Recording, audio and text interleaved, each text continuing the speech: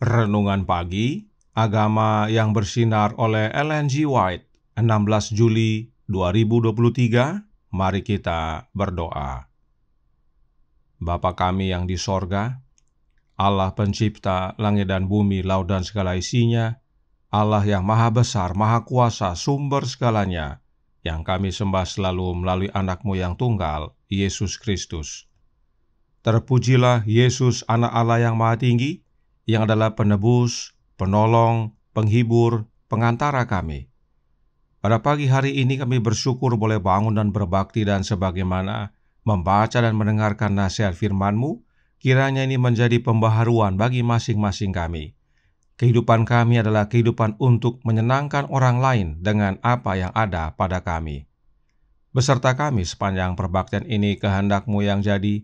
Ampun kami akan dosa dan salah, karena kami berdoa hanya dalam nama Anak Allah yang tunggal, Yesus Kristus, yang adalah Tuhan dan Juru Selamat kami. Amin. Renungan hari ini akan dibacakan oleh Opung Dinar Malau. Kepada Opung Dinar kami persilahkan. Selamat pagi saudara-saudara dimanapun saudara berada. Judul renungan pagi kita pada hari ini, senangkan orang lain dengan kemampuan kita. Ayatnya terdapat dalam Filipi 4 ayat 10. Aku sangat bersukacita dalam Tuhan, bahwa akhirnya pikiranmu dan perasaanmu bertumbuh kembali untuk aku. Memang selalu ada perhatianmu, tetapi tidak ada kesempatan bagimu. Kebijaksanaan ilahi telah menetapkan dalam rencana keselamatan, hukum aksi dan reaksi, membuat pekerjaan kebaikan di semua cabangnya diberkati 2 kali. Dia yang memberi kepada yang membutuhkan, memberkati orang lain, dan memberkati dirinya sendiri dalam tingkat yang lebih besar lagi. Allah dapat mencapai tujuannya dalam menyelamatkan orang berdosa tanpa bantuan manusia. Tetapi Dia tahu bahwa manusia tidak dapat bahagia tanpa berperan serta dalam pekerjaan besar di mana Dia akan memupuk penyakalan diri dan kebajikan. Testimonies for the Church, volume 3, halaman 382. Allah secara positif memerintahkan kepada semua pengikutnya kewajiban untuk memberkati orang lain dengan pengaruh dan sarana mereka, dan untuk mencari hikmat darinya yang akan memampukan mereka untuk melakukan semua dalam kekuatan mereka untuk mengangkat pikiran dan kasih sayang dari mereka yang datang dalam pengaruh mereka. Dalam berbuat untuk orang lain, kepuasan yang manis akan dialami, kedamaian batin akan menjadi hadiah yang cukup. Ketika didorong oleh keinginan yang tinggi dan mulia untuk melakukan kebaikan kepada orang lain, mereka akan menemukan kebahagiaan sejati dalam pelaksanaan berbagai kewajiban hidup dengan setia. Ini akan membawa lebih dari sekedar pahala duniawi, karena setiap pelaksanaan tugas yang setia dan tidak mementingkan diri diperhatikan oleh para malaikat dan bersinar dalam catatan kehidupan. Di surga tidak ada orang yang akan memikirkan diri sendiri atau mencari kesenangan mereka sendiri, tetapi semua dari kasih yang murni dan tulus akan mencari kebahagiaan makhluk surgawi di sekitar mereka. Jika kita ingin menikmati persekutuan surgawi di dunia yang baru, kita harus diatur oleh prinsip-prinsip surgawi di sini. Testimonies for the Church Volume 2, halaman 132. Demikianlah renungan pagi kita pada hari ini. Terima kasih. Terima kasih atas penata layanan Opung Dinar. Tuhan Yesus memberkati. Selamat pagi saudaraku dalam Tuhan. Renungan hari ini berkata dalam Radiant Religion halaman 199 paragraf 2 yang berbunyi, Allah dapat mencapai tujuannya dalam menyelamatkan orang berdosa tanpa bantuan manusia. Tetapi Dia tahu bahwa manusia tidak dapat bahagia tanpa berperan serta dalam pekerjaan besar di mana Dia akan memupuk penyangkalan diri dan kebajikan. Artinya, agar kita bahagia, penting bagi kita untuk sangkal diri dan berbuat kebajikan. Mengapa harus berbuat kebajikan? Sebab itu adalah rancangan Kristus bagi kita. From the Heart halaman 135 paragraf 3 berkata, agar kita tidak kehilangan hasil kebajikan yang diberkati, penebus kita menyusun rencana untuk mendaftarkan kita sebagai rekan kerjanya.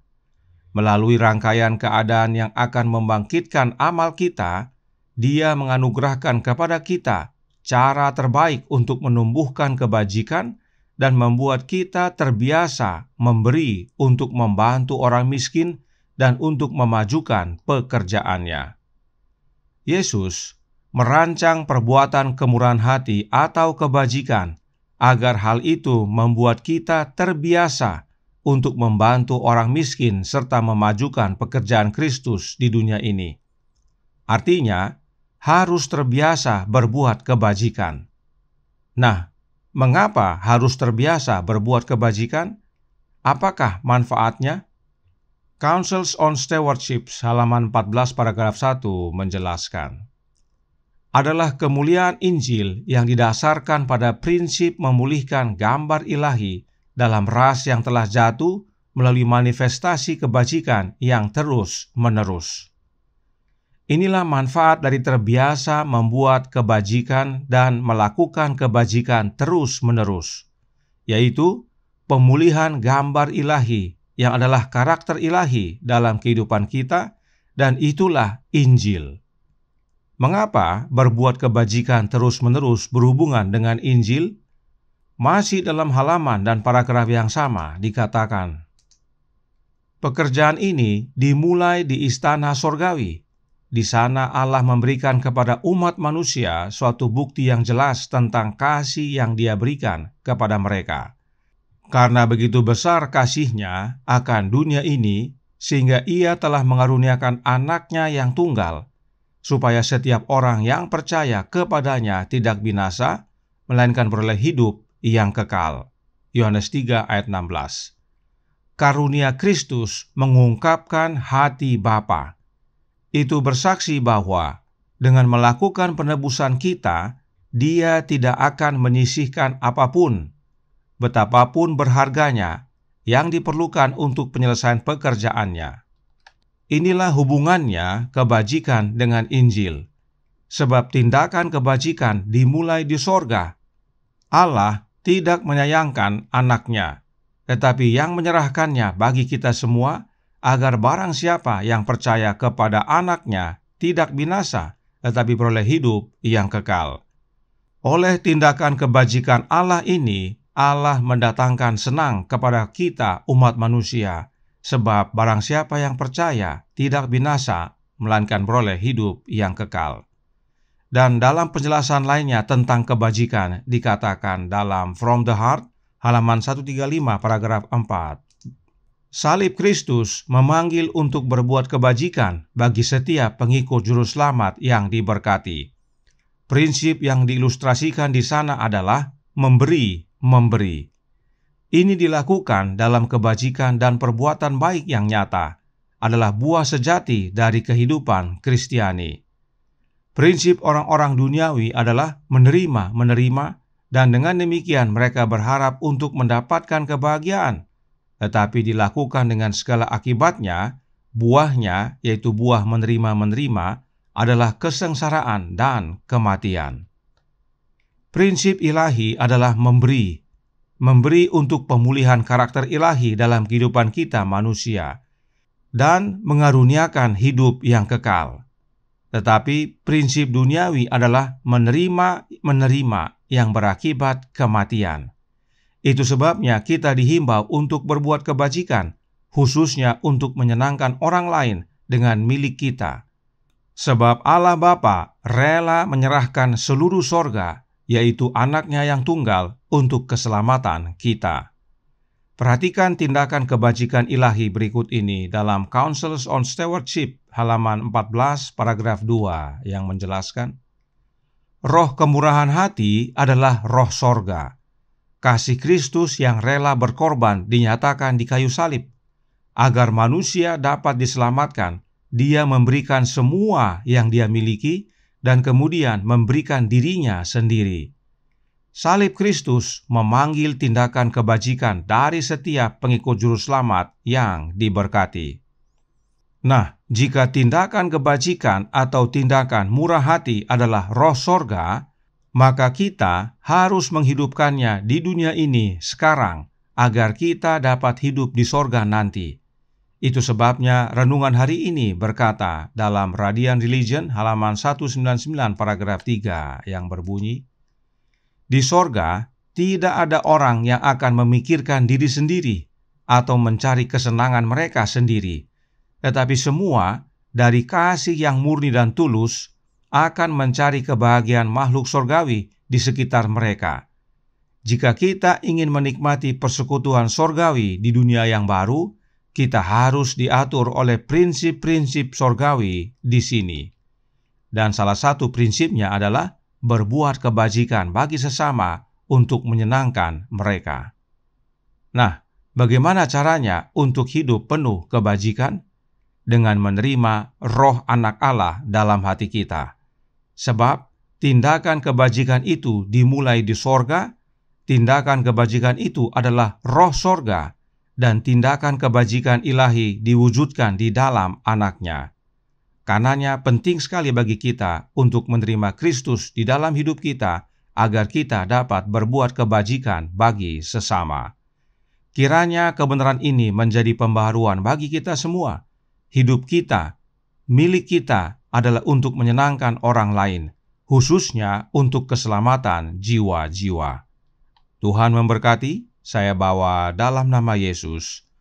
Amin. Mari kita berdoa. Bapa kami yang di sorga, Allah pencipta langit dan bumi, laut dan segala isinya, Allah yang maha besar, maha kuasa, sumber segalanya, yang kami sembah selalu melalui anak-Mu yang tunggal, Yesus Kristus. Terima kasih atas nasihat indah pada pagi hari ini. Yang penting bagi kami, bahwa kami perlu menghidupkan kehidupan kebajikan terus-menerus. Sebab itu, tidak hanya untuk memulihkan gambar ilahi dalam kehidupan kami, tetapi juga mendatangkan kehidupan yang kekal. Kehidupan kebajikan itu dimulai dari sorga, dengan Allah Bapa mengaruniakan anaknya yang tunggal, yaitu Yesus Kristus, untuk keselamatan kami yang jatuh dalam dosa ini. Karenanya, teladan ini perlu menjadi bagian kami. Kami pun rela untuk memberikan apa yang pada milik kami untuk menjadi kesenangan atau menyenangkan orang lain, teristimewa bagi keselamatan jiwa-jiwa. Karenanya tolong kami ya Bapa, curahkan roh anak-Mu dalam hati ini, tinggallah dalam kami ya Yesus dan ubahkan kami. Sebab hanya oleh kerajaan Kristus dalam hidup kami, kami dimampukan untuk berbuat kebajikan terus-menerus, karena di dalam Kristus kami berbuah. Beserta kami sepanjang hari ini kehendak-Mu yang jadi. Ampun kami akan dosa dan salah, karena kami berdoa hanya dalam nama Anak Allah yang tunggal, Yesus Kristus, yang adalah Tuhan dan Juru Selamat kami. Amin.